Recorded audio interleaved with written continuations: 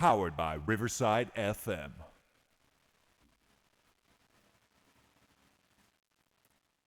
Deep in the Peruvian desert lies a message carved into the earth. Lines that are miles long, perfect geometric shapes, and giant animals no one on the ground could ever see. The Nazca people drew them, but who were they drawing them for? We're diving into the theories, the rituals, and the high strangeness behind the Nazca lines, from sacred pathways to water ceremonies to the possibility that these markings were meant for something or someone watching from above. Tonight on Newsworthy, 2 words and 2 question marks.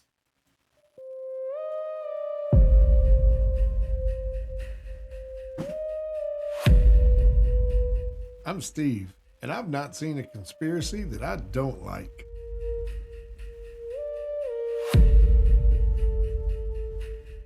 I'm Jerry, the analytical skeptic of the group that says, show me the proof.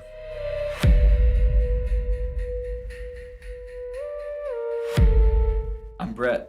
I'm the mediator between the two elders and usually cast the deciding vote.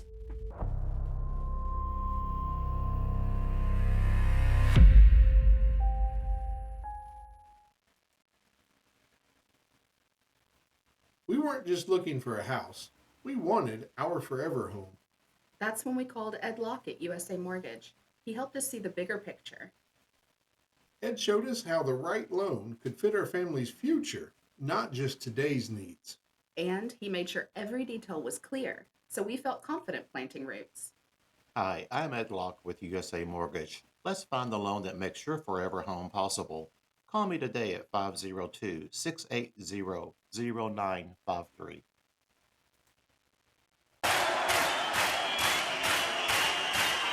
Been awesome on this. Just for you, man. Just for you, Brett. Just for Thank you. you, thank you. You know, we know that Brett is going to be taking a small hiatus from the show. Yeah, hopefully it's really small. So we're going to miss you. We do have a replacement for you lined up already. We do? Yeah, I was waiting for him today when he came up. Yeah, I met him. He seems like a good guy. He gives about he's the same attractive. amount of input, too. Yeah. So. Just saying. It's over there. Oh, yeah, it's over there. No, it's just blank. It's just a hand-drawn picture of Brett. But yeah, it does give the same amount of input. So I'm just kidding. We're gonna get your stuff done and get you took care of. Man, it's a good show. I do want to mention before we get started, this week's an exciting week. We got a lot of cool things happening. We're doing our first field trip this weekend. Woohoo! We don't know what that looks like yet, but it's, if you watch us on YouTube, Instagram, all that stuff, it's going to be more visual experience, I think.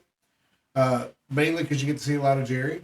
So, and Let's not run them off before they even start watching. yeah, our website's getting some pretty cool changes this week, hopefully. So No, it won't No? be this week. Maybe It'll next take week. more than 1 week to get that up. Maybe 2 weeks. Maybe several weeks. Maybe several. There'll be changes. There'll be changes coming. There will be large changes, and we want them. It involves. I thought you said It's you'd have this sensitive done enough. tomorrow. No. That's It's what I thought he sensitive. said Don't too. you never sleep? And he's retired. He can I don't just know what stay he's, up all what night he's tonight and doing. just knock it out. Right? Gosh. He acts like he's retired or something. Yeah, but this is too important. I don't want to give it away, but it's too important. It's got to be done right. Otherwise, bad things can happen. Right. No, I So understand. I've got to make sure it's done right. Anywho, tonight's topic, the Nazca lines. Pretty excited about this topic. I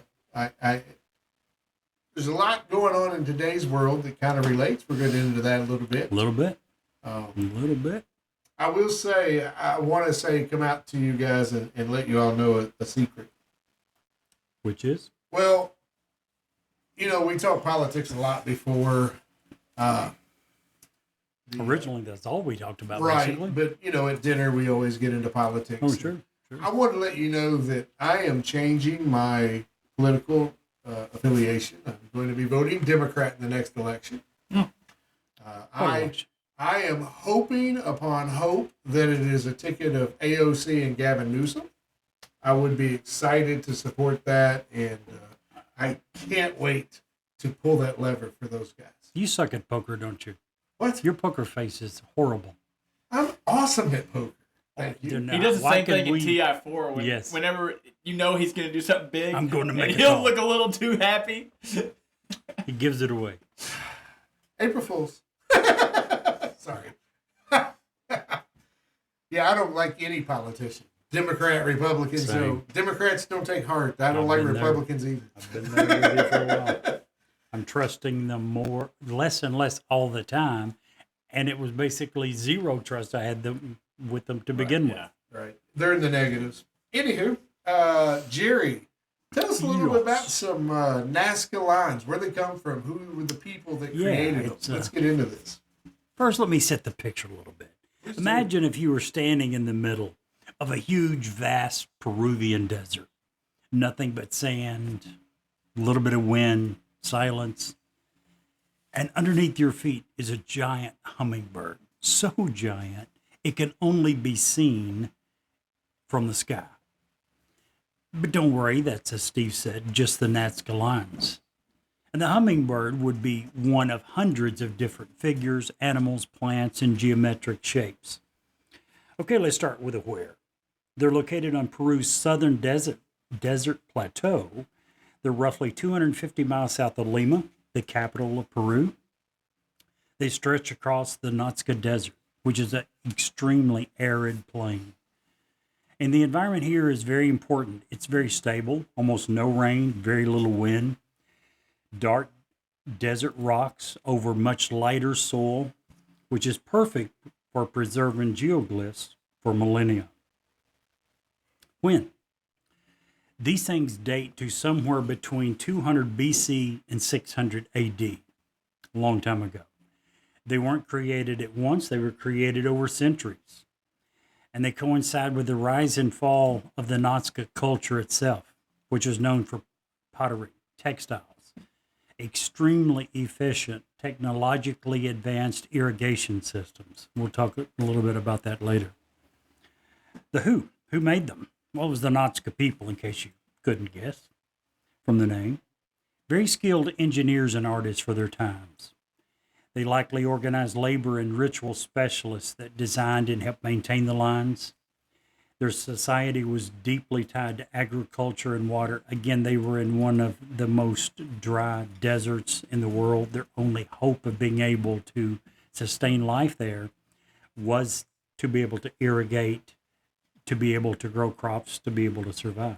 It's amazing what people can do in It is. certain situations, you know what I mean? It absolutely is.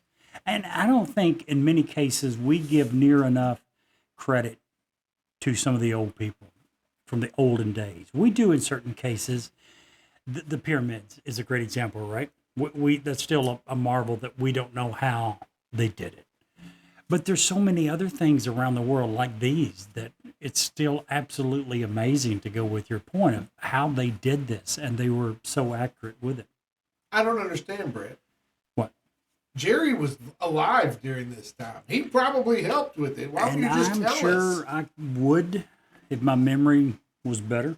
But when you're that old, your memory tends to lose a little That'd bit. be like a year boat ride over there. Exactly, yeah. These things are huge. It's over 180 square miles. The largest of the individual figures themselves span for over 1,200 feet. The hummingbird that we mentioned in the beginning is 305 feet long. There are over 800 straight lines, some of which stretch for miles. Some resemble runways. I think we might hear more about that later. There are around 300 geometric shapes. That is, if you leave out the hundreds of new ones that have been found in the last decade alone. More than 70 animal and humanoid figures. Now, many of these figures are visible only from above, which begs the question, why would a culture with no aircraft design that? New geoglyphs are still being discovered via drones and AI mapping. We mentioned that within the last decade, over several hundred have been discovered. There is a Japanese university, I'll probably massacre the name, I think it's Yamagata, that has had a team of people there investigating and researching this since 2011. And they are, in large part, the primary reason most of the new ones have been discovered. They have found tons of geoglyphs depicting parrots, cats, monkeys, killer whales, even severed heads near the Nazca lines. Most of them are believed to be a part of. That hasn't been established in all of the cases. Many of the newer ones that they've found are smaller, older, more eroded, which is part of the reason that they hadn't been found previously. Harder to spot from the ground. It also shows that the Nazca lines are much larger than was previously believed. Some of the different shapes includes animals, hummingbirds, spiders, monkeys, condors, whales. Some are plants, some are natural forms. There are even some humanoid figures that some say resemble astronaut-like figures. No. No, you don't think that? No, absolutely. They Oh, do. okay. I don't think they might. They absolutely do. Maybe. I'll be honest. The one that we looked at, there's one that's nicknamed the astronaut, right? I think it looks more humanoid with a little bit larger head, but I can certainly see where some would say it looks astronaut-like. There are also massive geometric shapes, trapezoids, spirals, zigzags. The who discovered them? Now, obviously, they were known to locals for centuries, but they became famous around the world in the 20s after commercial aircraft began to fly over. And again, as we've said several times, tons of these can only be seen from the sky. You see a shape, you don't know what it is unless you're way up above looking down. That's when they became famous around the world. Now, different people had saw them and talked about them and written about them for many years. The first published mention of the Nazca lines was by the Spanish conquistador Pedro de Leon in his 1553 book. 16 years later, in 1569, Luis Monzon reported having seen ancient ruins in this area that he described as the remains of roads. Maybe some of those long straight lines, that some of which are 80 miles long. Archaeologist Paul Kozik called them the world's largest astronomy book. We do know that several of them point to celestial bodies, which is why he was making that statement. The Nazca lines were later studied extensively by Maria Reich, the Lady of the Lines, who dedicated her life to mapping, measuring, and protecting them, often by hand, under the desert sun. She concluded that the site was a huge astronomical calendar and that some of its animal sketches were modeled after groupings of stars in the night sky. Now, I had the easy part. I answered some of the W questions, the who, what, where, and when. Brett is now going to tell us how these were made and some of the common reasons often given as to the why. Tax season is here, and that refund check feels like a fresh start. Exactly. But instead of splurging, imagine using it to pay down debt or even as a down payment on a new home. That's what we did. We called Ed Locke at USA Mortgage, and he showed us how our refund could open doors we didn't think were even possible. Ed explained the options clearly, whether it's reducing what you owe or building towards home ownership. He makes the numbers work for you. Hi, I'm Ed Locke with USA Mortgage. Your tax refund can be more than extra cash. It can be the key to financial freedom or your next home. Let's talk about the best path for you. Call me today at 502-680-0053. Brett, you were going to tell us some stuff. Yeah. So first off, if you look at it closely, it looks like this was made by just displacing the dirt. So typically they're about 4 to 6 inches deep. They range from about 1 to 7 feet wide. And basically where the sand has got so much iron oxide, it's very red. So just displacing a few inches of dirt, you can, tell it exposes the lighter yellowish gray subsoil beneath the iron oxide. And this can be done. This can be proven just by digging a little bit into the dirt around the area. One thing, as Jerry was talking about, these things have lasted for, at this point, thousands of years. Yeah. But the reason most scientists believe that is because the area gets barely any rain, so there's hardly any erosion. There's hardly any wind that would displace the dirt.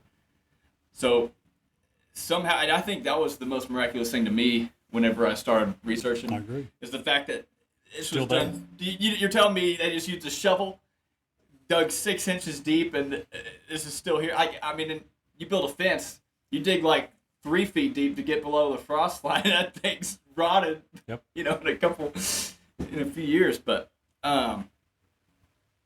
so how do they do this? So there's definitely a lot of debate.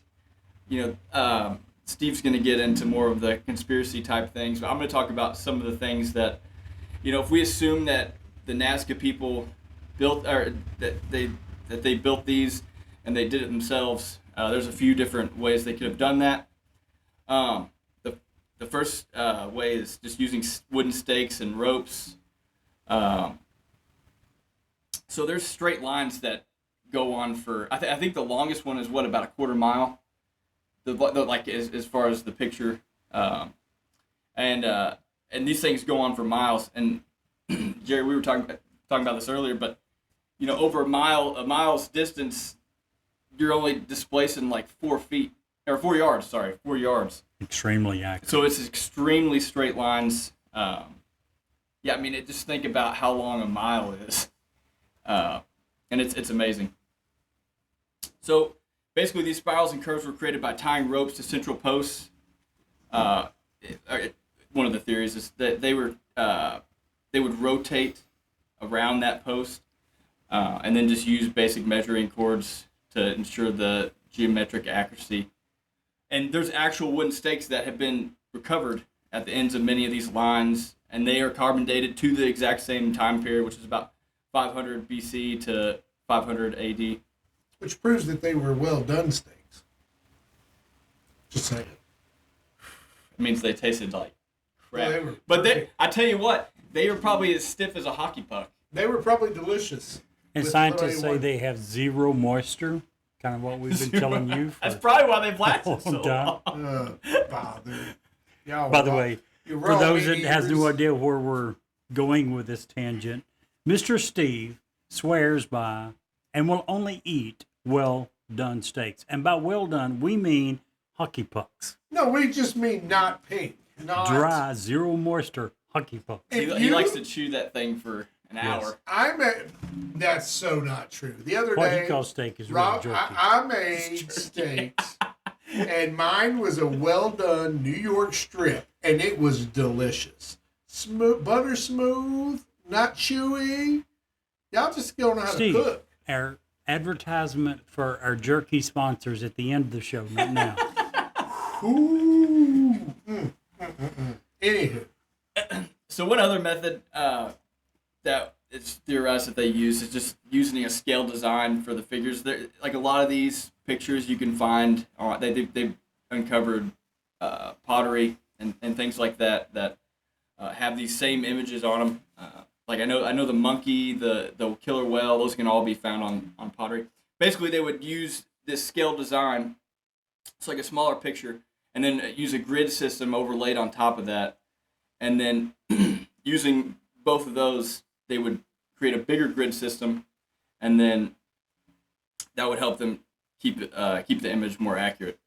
Can I interrupt for 1 second? Yeah. For anyone that thinks that this civilization, almost 2,000 years old, wouldn't have been capable of that, these are the same people that built Pulios, an irrigation system so advanced, so well designed, built almost 2,000 years ago. 36 of them are still functioning, working today. see, he's got a rep for his people. Yeah. Absolutely. No, yeah, and that's just we talked about this last week when we were preparing for it. I feel like as we're technologically advanced now, we just look back to the past and those people were stupid. They weren't stupid. They Not were at all. probably just as smart, if not smarter, than we are now. They just didn't have the same tools that we have. Exactly. So they had to be creative in what they did. And both of in both of these methods, it was probably, I mean, it was a combination of the two. There was actually a study done by Joe Nichols, 1982. So he had a small team of about 5 people. They recreated a 440-foot Nazca condor in a Kentucky field. They started with a small drawing and then plotted points by, scaling coordinates with ropes. And then they had wooden sticks similar to the ones that they found. And then they didn't have any aerial view at all for this. They completed it in just a few days. And the design that they chose to do was one of the more complicated designs. It proved that complex figures could be enlarged proportionally from the ground using only the tools that the Nazca people would have. So again, this definitely could have been done. And I was telling, we were talking about it last week. This is like this is one of the first conspiracies that we've done where, I mean, I don't want to give too much away, but after doing all the research, I was like, there's no way that this seems super unlikely that anybody other than the Nazca people made them. I think, and Steve's hopefully going to prove us wrong because that'll make it a more interesting show. But so there's been multiple experiments replicating the long straight lines, the trapezoids, the spirals. Again, using these same tools. So again, this is just something that has been repeated over and over. Theories about now why I think the big question is, why do these things exist? Why did they create these things? Because even though it can be done, I mean, this would take a lot of time, a lot of planning, a lot of effort, and for something that's not really useful. I mean, it's just a picture in the middle of a desert. You can't even really appreciate it because at this time they didn't have any sort of machine that could fly in the air. Or did they? Or did they? Yeah. Dun, dun, dun. But one theory about their purpose, as Jerry was kind of talking about, early researchers such as Paul Kosak and Maria Ricci Yes. proposed the lines and figures align with the solstices. Some of them align with sunrises, celestial events, and they basically functioned as a giant calendar. So that's one theory. Another theory is that was used for religious rituals for water and fertility. This is supported by Johann Reinhard and Anthony Aveni.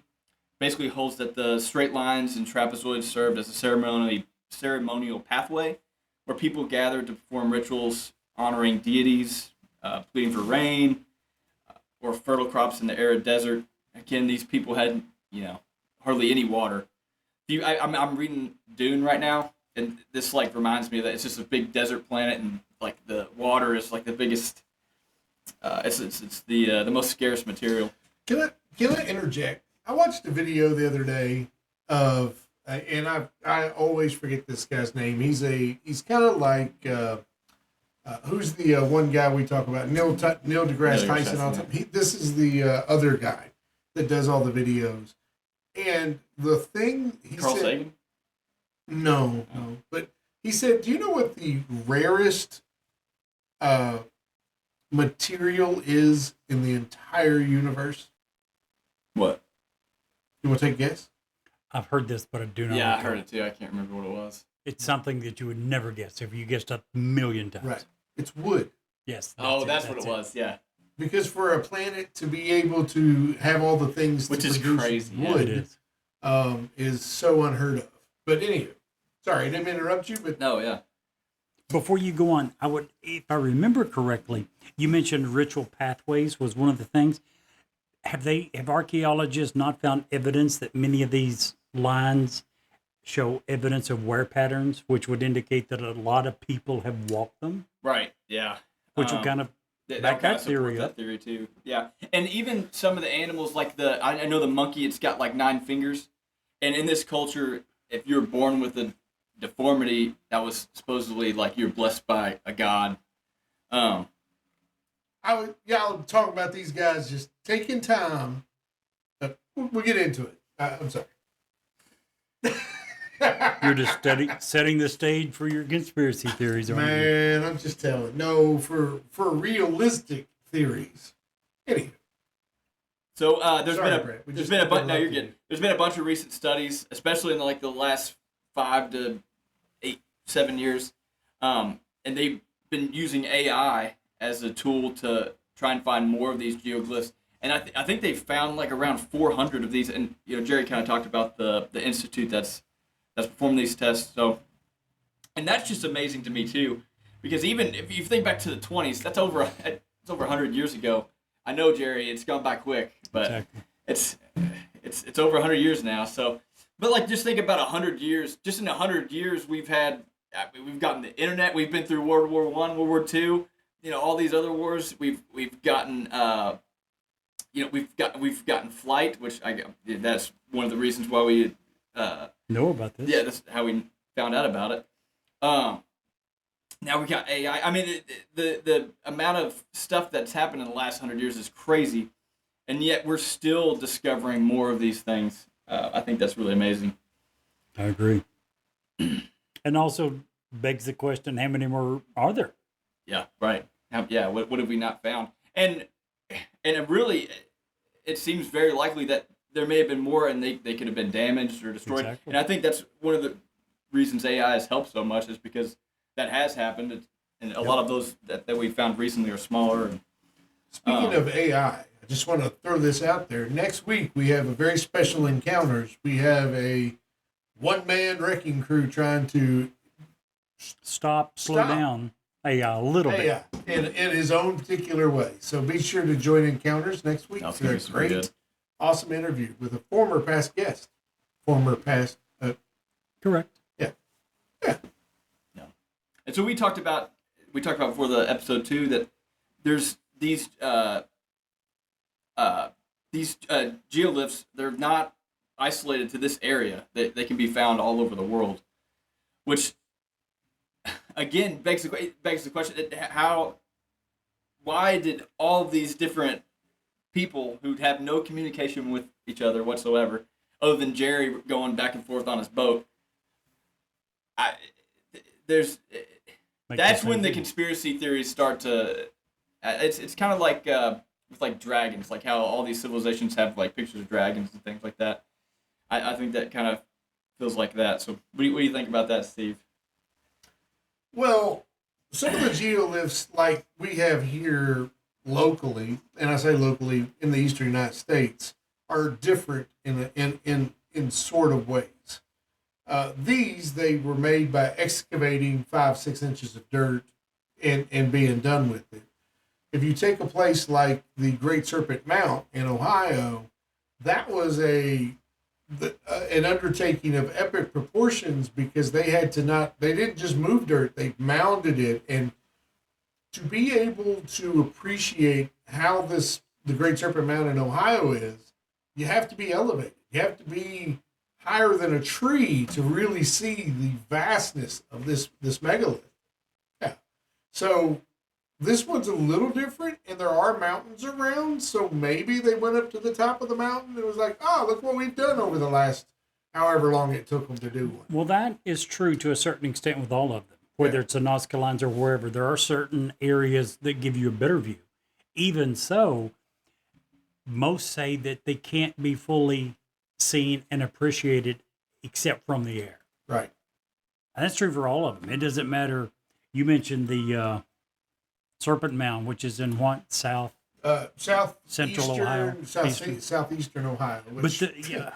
bad. I will never go to the Great Serpent Mound again. Yeah, bad the experiences. Motorcycle wreck there. On my way home from is when I wrecked my But motorcycle. yeah, these things are all over the world. The Yeah. Uffington White Horse in England, the Atacama Giant in Chile, the Blythe Antelopes in the Colorado Desert in California, the Sahama lions in Bolivia. Brett's right. They were doing similar things spread out over the Uffington White Horse, 1700 to 1000 BC. This one's somewhere around 0. The Atacama Giant, 1000 to 1400 AD, spread out over a few thousand years, but they were doing similar things around the world. I agree. That's what begins to make some of the conspiracy theories sound not quite as crazy, I think. So let's just get started with the big one, shall we? If you're going to make a huge creation that is only seeable from the air, the question begs, why would you make that, and wouldn't you make that for the gods? You mentioned, I think, Eric von Daniken in his book, Chariots of the Gods. One of my very favorite books. I think he's wrong on this one, but so much of that book, if you read it, is legit. And it has been proven. I know you said that a lot of scientists are like, oh, that whole book's nonsense. But it really No, isn't. I didn't say that. I said almost all scientists say that his beliefs on the Nazca lines have been disproven. Yeah. Just for the Nazca lines, not the whole book. So the theory that refuses to die, and it basically is that the Nazca lines were built as like runways or signals for extraterrestrials to bring them back. People point to the scale about how big they are, how perfect for the time they are. I mean, obviously they're not, computer generated perfect, but they are perfect for the time. And that they're too aerial, which begs the question, why would you spend the time in we have to imagine that these people were working every day to eat. So why would you take time away from gathering food, growing food, creating food, to make hundreds of these? It's not one or two, it's hundreds, and we're finding more every day. It's a very seductive thought. A desert full of landing strips, civilizations that are just simply carving messages into the sky. You can see some of these from the foothills that are not far away. And that's facts. There's no disputing. But the majority of these, to fully appreciate the scale and to fully appreciate everything it is, you have to be above them. True. So one of the other theories, and this is the one that just makes Jerry's skin crawl, and I love it. That's why I had to bring it in, is the ancient hot air balloon theory. The theory that the Nazca people had actually achieved flight. Not flight, say, Orville and Wilbur Wright Not flight. powered flight. Powered flight. But that they had created hot air balloons from reeds and cotton. In the 1970s, a researcher even built one to prove that it could be done. And it did lift off, although briefly. Here's the problem with that theory. There's really no archaeological evidence that Nazca ever built anything like this. There's no remnants, there's no depictions. It would seem to me that if you were able to fly, you would put that on your pottery. They put their whale and some of the pictures from the Nazca lines on their pottery, but not a balloon of any variety, of any shape. Even the Egyptians did that in their hieroglyphs. So, but if you want to be able to appreciate something without it being for aliens, a hot air balloon is a conspiracy, or is a theory. The star maps is another popular idea. The lines are a giant astronomical calendar. Jerry, you brought that up. A map of solstices, star paths, and seasonal markers. Some alignments are actually real. Others, probably not so much. What's the word? Patagonia? Yeah. Where humans see what they want to see as opposed to what they actually see. So give us a few lines in the night sky and we'll find a meaning whether it's there or not, is basically that theory. However, this theory does tap into something ancient. The idea that early civilizations, because of whatever reason, watch the heavens with a devotion that we have no idea. And having lived out west, having lived in Idaho and driven through Montana in the middle of the night, when they say big sky country, that's not an exaggeration. I would encourage everyone to get out away from your town, go as far away from the city as you can on a clear night and just look up. We don't take time for that anymore. Back then, if they couldn't sleep or they didn't have to, that's what they did was they didn't have TV to distract them. Right, or cell 6 hours a phones day or whatever it right. is, yeah. So they had a lot more time for checking out the stars and such. this one is one that I'm not very much into, but I want to bring it up because it is, and that's the lost civilization and advanced tech. And I don't want to bring this up, and I don't believe in it, because what's wrong with the Nazca being, like Jerry said earlier, smart enough to do this? Or just because, like you said, they were ancient doesn't mean they were not bright, not intelligent. The belief that the Nazca lines require technology or knowledge that shouldn't have existed at the time, like advanced surveying tools, mathematical systems beyond their era, or maybe even something like a primitive GPS. This isn't really a theory about the Nazca at all. It's about us and our tendency to underestimate ancient people. They say that the pyramids were built with a plumb bob and a lever. I don't believe that, but that's what they say. And there's no reason for us to have doubt that these people couldn't have achieved this particular site. I mean, all you had to do was have a shovel, and a way to measure the lines. Yeah, they could have had the same guy lay out the same positions just to measure off a hill. It's doable. Have you guys ever seen the videos of those? I mean, they look like they're in like the middle of nowhere. I don't know, like in a jungle essentially, and they like just use the clay and the ground and the grass and like sticks. Yes. And they build like a whole house With a stick. It's just like there ain't no way I'm doing that. You know what I mean? It's just like, but they do it. But if it was a matter of life and death, like it was back then, some of them would figure out how to do it. All of your time is going to be devoted to perfecting that skill. Yeah. So. Well, there's also a more mystical angle. The idea that the lines were actually ritual pathways.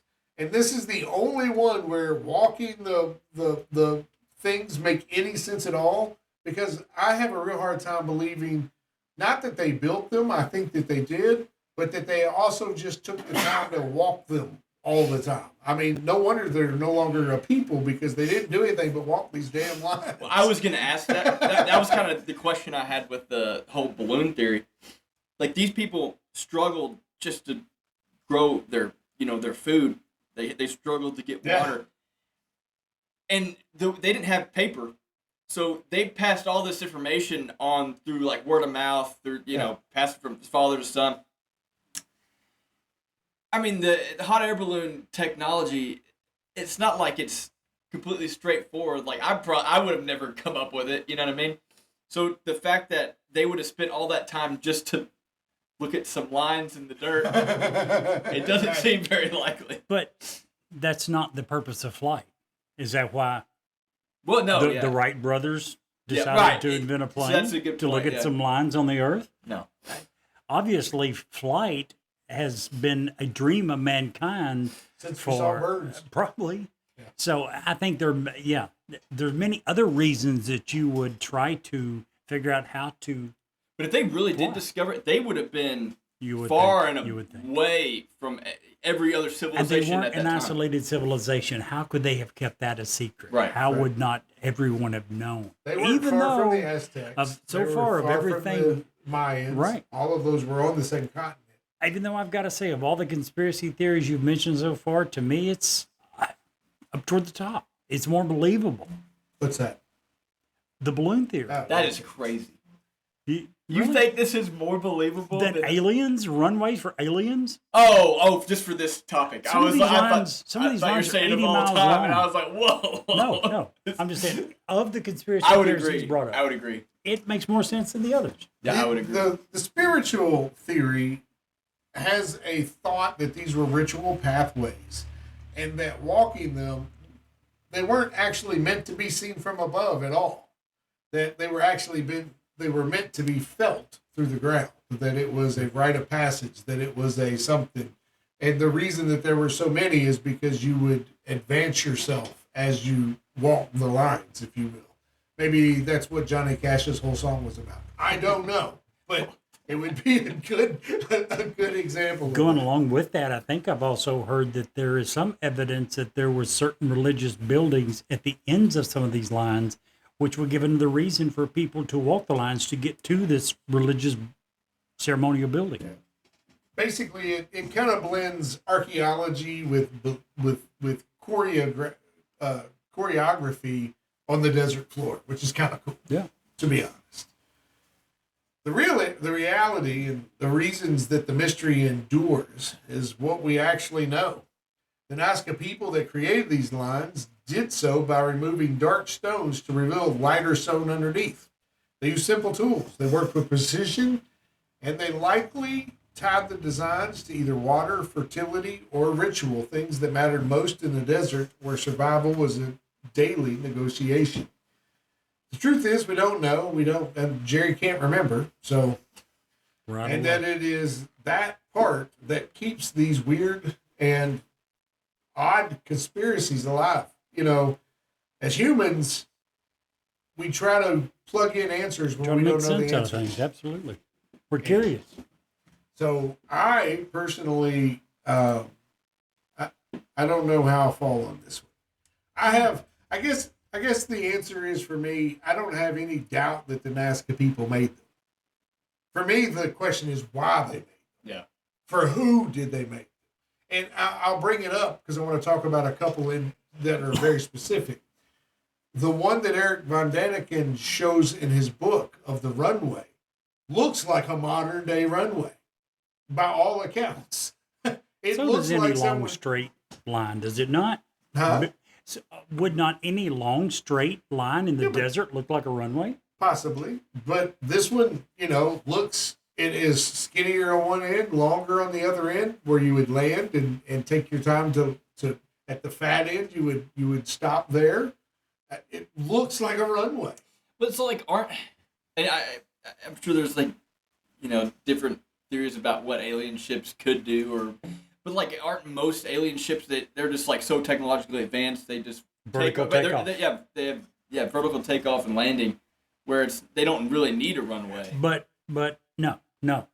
In this case, these aliens had the exact opposite ships. We had to build runways as long as 80 miles long.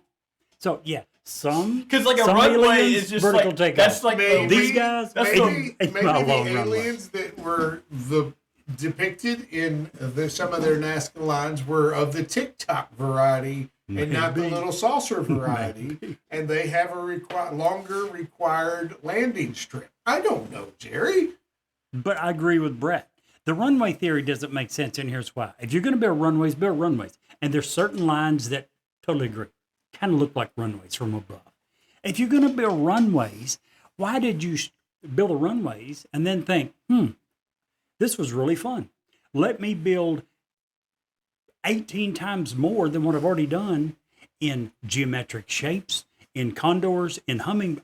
Why? If you're building runways, why did you not stop with runways and continue and build way more than because the runways? You are trying. Here's my theory. Okay. Follow me. You can do. Sure. This is simply coming from me. That's all you give any of us our theory. If I am a civilization who has struggled to do all the things to exist because I live in a desert, and one day I am visited, and let's just throw it out there for shits and giggles.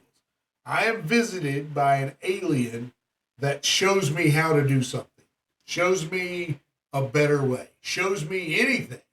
And I come in a ship that I mean, you have to understand, flight was not a thing. Birds flew. The only thing that flew besides birds were gods. Well, how would they even know that you would need a runway? Did these people even have the wheel? I don't even know. The thing is... Not that I know. Yeah, I don't think so. To finish my thought with what Jerry was saying, even if it's not a runway, you are showing, and the reason that makes the most sense, if aliens are the answer, and you want to know why they build a whale and all these other 800 different, because once those people left, it left a huge, whatever they were, your civilization now has a huge hole, and all you want are those people to come back. So you do these in hopes that that when they come back, they can see you and see where you're at. That was part of Eric von Daniken's thing. And to me, part of it was trying to lure them back. Yeah, or say, hey, we're still here. Come see us. This is to you. The perfect example of that is what's called the astronaut, which is on the side of the mountain. There are human. Huh? The large human. I don't think it's human. It doesn't look human to me. If you look like that, it would be human if you were a kid that drew a human. If you were your grandson it that does. drew I what would a agree. human looked like. That's what it looks like. Kind of. Well, guess what else looks like that? A tall gray. But if you look at the killer whale, for example, it's not an exact picture of a killer whale. It's kind of it's stylized, right? It's kind of like they got their own like artistic flavor, essentially. So I mean, I do see what you're saying. It does not look human. It looks way more alien to it, as far as like what we imagine as aliens looking like. But to these people, I mean, it's just a humanoid, creature. Here's what I believe. Sorry to interrupt. No, yeah. Here's what I believe. I believe about 75% of what you said. All of it. Except that the aliens came. We know that throughout history, we have looked to the skies and believed there was gods. Abraham Lincoln once said, a man that can look into the skies and say there is no God is surely a fool. I think that mentality has been around since the very beginning. When you look around, you just kind of know. We didn't do this on our own. Something had to create this. Right. So whether they had the Bible and believed in the one true God that we believe in, or they believed that there was a multitude of gods, we know that throughout history, people have believed that there are a God or gods, and it's always up in the sky. I've never heard of a religion that believes that God's down on the ground. They're always looking into the sky. So I think even if the aliens never came, maybe it was the same deal. I don't think the aliens had to actually come for them to try to attract the aliens to come. And I think maybe this was simply that. Go ahead. Here's the one thing that tends to make me believe that maybe it was a bit more than just a God that lives in the sky. And it is called, and I'm sure you guys saw it, the Indian Mandela in the Nazca lines. The geometric shape of two squares isometrically opposed together with the circle in the center, which is by all accounts perfect in every way. Right angles, perfect sphere in the center, perfect shapes, a whole nother blocks of boxes. These aren't almost perfect like some of the animals. These are exactly perfect. And I am all on board with the Nazca people alone can draw animals that look like my son did, my grandson did it, right? In the dirt. But when you start putting these in, and they're perfect. Well, now I'm not saying that it's like a 3-year-old, because like if you look at like Van Gogh, for example, his pictures are not like exactly what you would envision. Like, if he drew like the sky. I mean, just think of his famous painting. What's it called? Is it called The Night Sky? Yeah. Yeah. I mean, that picture does not look like if you took a picture of the night. It's stylized. It's got its own like artistic flavor. Like his all of the like the monkey. Like, I mean, it looks like a monkey, obviously, but it's also like it's not a picture perfect like exact replica of a monkey. You know what I mean? Van Gogh isn't painting it on the desert floor either. But he wasn't drawing squares either. Right. Squares are really easy to get perfect. But not the Are they circles not? within them. I couldn't draw a perfect square. Well, this is where the grid system. You know how to comes make in, a perfect circle? Huh? You put a stick in the ground and take a string and walk around. Yeah, until You got a perfect circle. String starts going around your stick, and then your circle. That's how you do a perfect circle. I'm just saying the circles and the squares are some of the easiest geometric shapes there is. I'm not saying that that's the answer. I'm just saying Gotcha. they're not that tough to do perfect squares and perfect circles, which is kind of what Joe Nick. Some questions. Sure. I ask you, and I don't think you ever. Well, yeah, you did. You kind of answered if it was runways, why the others. You did answer that one. Another question for you. Why do you think Eric von Daniken's theory that he espoused in Chariots of the Gods for the Nazca lines became so popular, even though the vast majority of scientists don't believe it? I think that in that particular case, he was the first to bring them mainstream, and he answered, like so many conspiracies, there's a nugget there that people can grab onto and run with. And I think that's your answer. Probably. It's I just think believable so. enough that it makes sense. And to be fair, a lot of these conspiracy theories are not mainstream. I mean, we just talked about even the cryptids, just as one Right. example. I mean, scientists have widely disputed the existence of anything like this. So I think when you're getting into conspiracies in general, there's like an air of like, well, you're kind of going against the grain here on these beliefs. But I will say that as we progress in 2026, it's a good year to be a conspiracy theorist because we're being right on a lot of stuff. Just bringing it out Yeah. there. I mean, just Like take the what? pyramids. Huh? Just take the pyramids. I We did know. this five Pyramids, all the other stuff that we're not going to get into in this show tonight. Well, then don't throw out a teaser of how we're conspiracy theorists are being right. I don't know of one, We are one absolutely example, being right. not one. On so much. Tell I mean, me just one. look at aliens.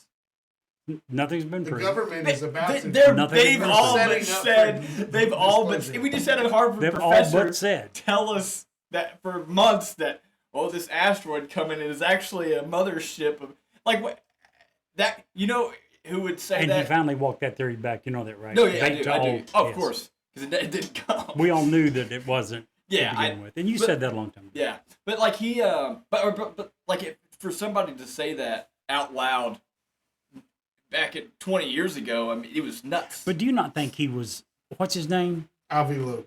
Yes. Do you not think he was just gaslighting us, trying to get more interest in the whole field? I thought that from the very beginning, that he didn't believe it. He was so careful in the way he worded things to word that it wouldn't destroy his reputation, even though he was making these outlandish claims. Right. But I just thought he's gaslighting us, and I thought it was very smart of him to play it that way because him and what he had to say drew so much interest to that whole, not only the meteor, which I know you probably still don't think it is a meteor, but Oh, you not don't? only, no, he never did. Not only, it drew interest not only to that meteor, but to the entire field of Yeah. study. So I think it was very smart of him to take that. I think that and Muamama, or whatever you want to call it, both pros. Absolutely. I don't think they were alien ships. It was I think they unique, were right? Like I don't think we ever seen an asteroid like it. Where No, it's, we haven't. it- It's very different. it's like It's the only the metallic third compounds. interstellar object. interstellar Hence object. the name, Yes. 3-Eye Atlas. Exactly. It's only the third one Yeah. ever. So Mano Mua. was- considering we don't have a lot of there was only two before, stuff to go off. what are Yeah, the right. odds it might be The different? sample size is pretty small. Exactly. well, Question for you, Brett. I'm sorry. No, I was just going to say, but it only raises the opportunities because for me to be right. Just say. Go ahead. Well, yeah. Anything over zero raises the odds. So, Exactly. question for Thank you Brett. for the proof. How do you think they were able to do this with such precision? Couple of examples. Some of the straight lines, miles and miles long. We know that these things deviated less than 4 yards over the course of several miles over very uneven terrain. The monkey's tail is an almost perfect mathematical spiral. These guys didn't have GPS. These guys didn't have LiDAR laser levels. How were they so accurate? I think that the grid system definitely would help this. Like I don't know if you remember. I don't even know if they had coloring books back when you were a kid, but No. when I was a kid, they had these coloring books, and like on one page And you'd then have you need the crayons. a picture, and it would have the grids, and then on the other side, Yep. it would have just the grid, so you could like copy, and it made it so much easier to Right. draw this picture. I think it's kind of similar in that, and that I think that's would agree. definitely how they would have done it.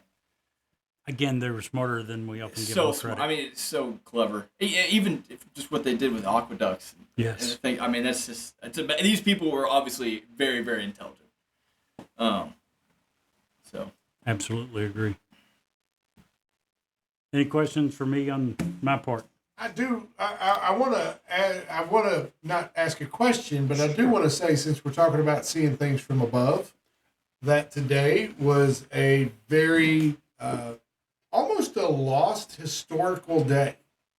yeah, not- there's just so much going on right, that and, it's just kind of and it's just pale in kind of comparison. we are sending our dudes. We got 4 folks, 3 Americans and 1 Canadian, on the way to the moon right now. We're about Artemis to break 1. a record, right? Yep. They're going farther out than any human has ever gone. Over 1,000. Their entire outer loop around the dark side of the moon is over 1,000 miles away. And they're doing that to see A, if we can go that far, B, to get the widest views up close of the moon as we've ever had. And they're not actually landing on the moon this time. The next flight, they're checking all the systems to make sure that that's feasible and that's doable and that everything works. But man, congratulations to NASA. I hope that Artemis 1 comes home safe and sound. Yeah. And, what an awesome time to be alive. We watched, if you were talking about, flight and the Wright brothers and these folks in Nazca who spent times looking up. Our generation, us living right now, have seen a sunset from a different planet. And most people don't know that footage exists because they're so wrapped up in their day, going to work, raising their kids, paying the bills. We've literally witnessed a sunset from Mars. Yeah. That's unbelievable. What? I agree. It's crazy to me. But It is. anyhow, I just wanted to bring that up. Congratulations. I did find it a bit funny, and I'm sure there's going to be a conspiracy theory about it because it launched on April 1st, April Fool's Day. But, leave it to NASA to leave Finally, that you door admit open. that it takes so little to start your conspiracy. Just takes a theories. grain. That's all it So let me ask y'all real quick. If you had the opportunity, because me and Truly have had conversations about this, if you had the opportunity to, say they were like, all right, we're a year out, you guys are being picked for this Artemis 2 flight. Would you do it? Absolutely. Yes. Wouldn't even think Yeah. twice. That's how I am. She's like, what if you died? Well, I'm you're a going to little die bit anyway. different. None of us You have have it. you're 100%. Wife, young kids at home. Yeah, I still think it would be hard to turn down. It would. Absolutely. Nobody is getting out of here alive. Why would you? If I'm going to die, I would much rather That'd be be doing. such a cool way to die. Wouldn't it though? I mean, you're going to be immortalized. I mean, it'd suck forever. but like it would be, if I'm dying, that's the way I want to go out. You wouldn't know it before right. you were dead. Unfortunately, it would be very similar to what happened on that little submarine. Those guys didn't have. They had no It clue. was instantaneous, at least. They had basically. no clue that they were dead before they were dead. So let me ask you both this: do you think that this discovery from these Nazca lines from the sky, do you think that changed how we view ancient civilizations at all, or do you think it really didn't change since we had things like the pyramids and I think the answer is yes and no. I'll explain it like this. Before we did Nazca lines, before you started your research, how much did you know about the Nazca lines? barely anything? So if you know barely anything, and I'm not picking on you, that's all three of us, that's the vast majority of the world. So if the vast majority of the world doesn't know anything about it, how could it have changed the opinion? Oh, yeah, that's a good point. For those who did take the time to look into it and had read, and I'm sure they're like, dang, how It's could like they these have people. done Some of this? these people devoted their whole lives to this Absolutely. one. So for those that looked into it, probably hugely changed their opinion of the older people. Vast majority of us, as Steve just said, we're too busy living our lives and putting food on the table to even wonder about the Nazca. As an example, and I'll go back to the Great Serpent Mountain, it's less than 2 hours from Cincinnati, a city of 30 million people. And when I went there, I was probably one of 10 people there, Yeah, How many people do you know that's even been there? or even heard of it. yeah. I've never been. And that is a unbelievable. Like, you see it and you walk it. You can walk around the whole thing. They have a walking trail, and you're like, how many freaking people did it take with a pickaxe and a shovel to make this thing?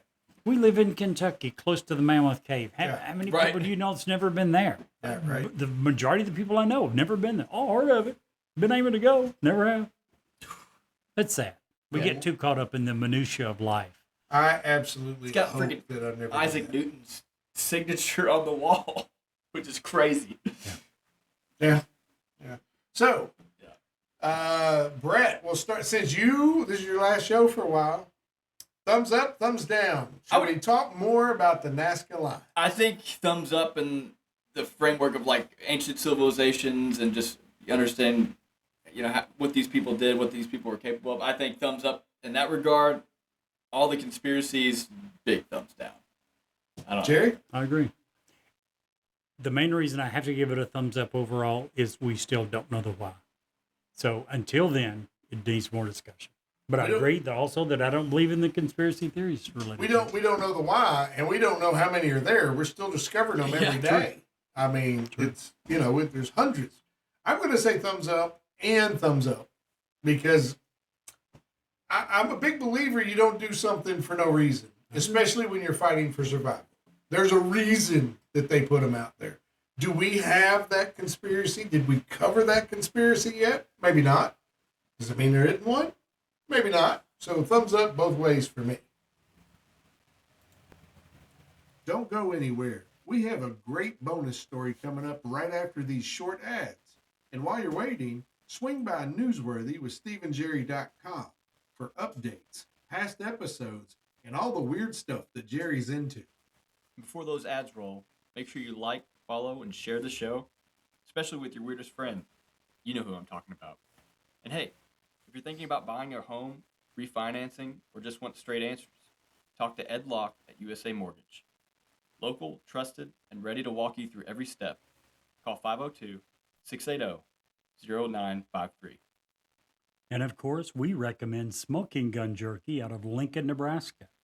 Use code CRYPTID10 for an amazing discount on some of the best jerky you will ever taste. Since we were talking about Peru today and the Nazca lines, I thought it'd be a great opportunity to talk about the Peruvian mummies.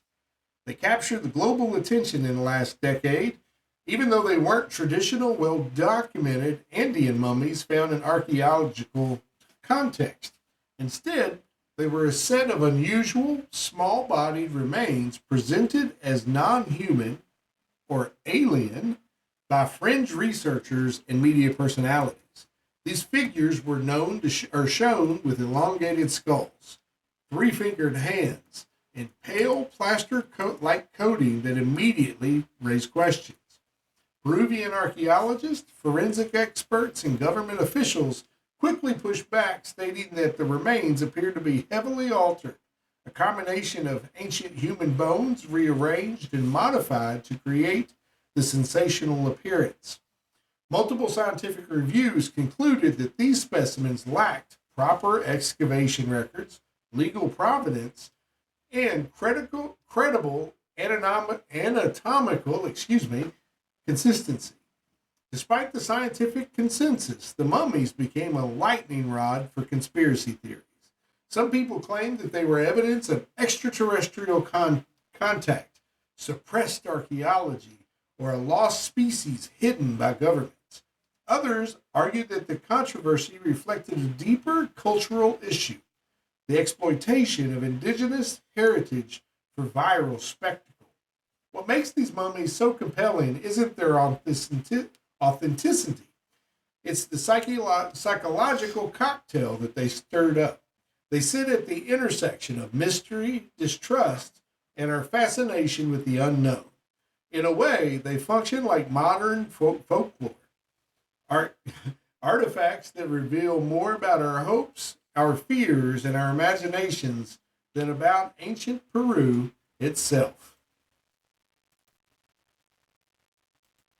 Human trafficking happens in every community in the world. If you see something, say something. Call the National Human Trafficking Hotline at 1-888-373-7888. And Jerry, if you can't see the light, Be the light.